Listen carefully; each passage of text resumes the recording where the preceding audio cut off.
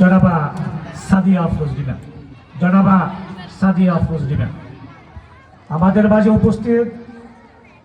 চৌরাঢাকার গর্ব, আমাদের অহংকার, সাবেক সফল চেয়ারম্যান, জনপ্রিয় নেতা, ন্যায় বিচারক, যিনি 2024 সালের পর থেকে এই স্কুলটিকে আগিয়ে রেখেছেন, অতীতেও ছিলেন, এরপরও এই ক্রান্তি লগ্নে যিনি স্কুলকে ধরে রেখেছেন, জনাব জালাউদ্দিন সরকার।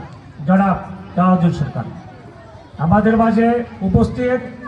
আমার অত্যন্ত প্রিয় ভাজন, অত্যন্ত আপনজন, আমার বিআই, আজকের অনুষ্ঠানের প্রধান আলোচক জনাব ইঞ্জিনিয়ার গোলাম রব্বানী, জনাব ইঞ্জিনিয়ার গোলাম রব্বানী, যাকে আমি দাওয়াত করার পরে এক ডাকে সাড়া দিয়ে বলেছেন, বিআই আমার যত কাজ থাক আমি আপনার অনুষ্ঠানে উপস্থিত থাকব। আমাদের মাঝে উপস্থিত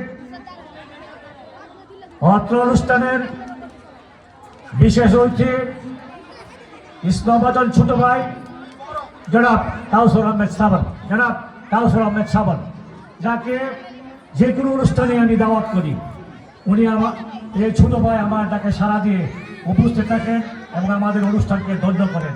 তাই আজকের অনুষ্ঠানে যারা অতিথিবৃন্দ, বিশেষ অতিথিবৃন্দ আছেন, প্রত্যেককে নোয়াবাড়ী স্কুলের পক্ষ থেকে আমি জানাচ্ছি সুস্বাগতম।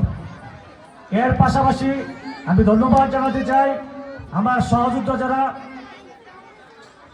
বিশেষ করে নোয়াবাড়ী গাজীর পরিচালনা পরিষদে যারা আছেন, জনাব জালাউদ্দিন সরকার 5ই আগস্টের পরে যে কমিটি নির্ণয় করে দিয়েছেন, আমার সহযোদ্ধা যারা জনাব মোমেন সরকার, গাজী রিফাতুজ্জামান, আওলাদ হোসেন ও দেলোয়ার হোসেন, আসলে এই সবার সম্মিলিত প্রয়াসের পরেই আজকে আমরা এই অনুষ্ঠানটি সফল করতে পেরেছি। সম্মানিত উপস্থিতি, আমি বিশেষ করে আজকের অনুষ্ঠানের প্রধান অতিথির কাছে আমি উদাত্ত আহ্বান রাখবো।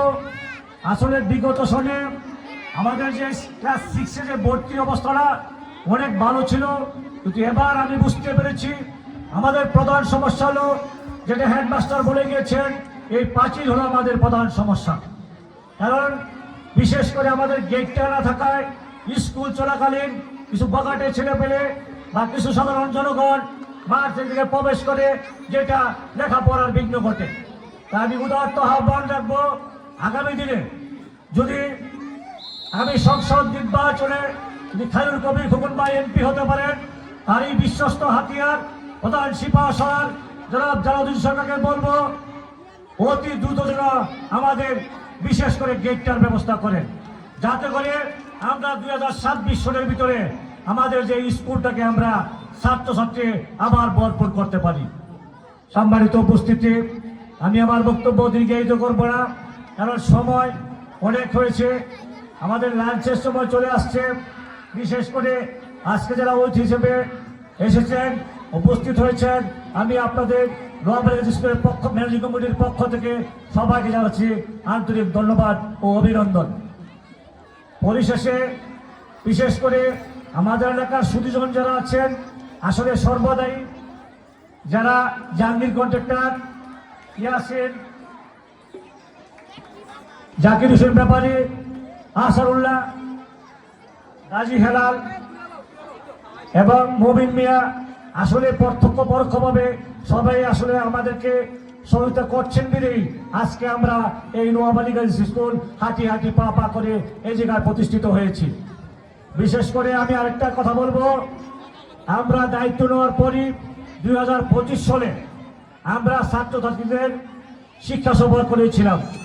আজকে যারা মঞ্চে উপস্থিত, তাদেরকে উদাত্ত আহ্বান জানাবো, আপনারা যেন নোয়াবাড়ী স্কুলের আগামী দিনের শিক্ষা সফরের ব্যাপারে আপনাদের দিকনির্দেশনা থাকে এবং আমাদের যাকে সাড়া দিয়ে আমাদেরকে ধন্য করেন, এই প্রত্যাশা ব্যক্ত করে সবাইকে ধন্যবাদ জানিয়ে আমি আমার সংক্ষিপ্ত আলোচনা এখানে শেষ করছি। আসসালামু আলাইকুম।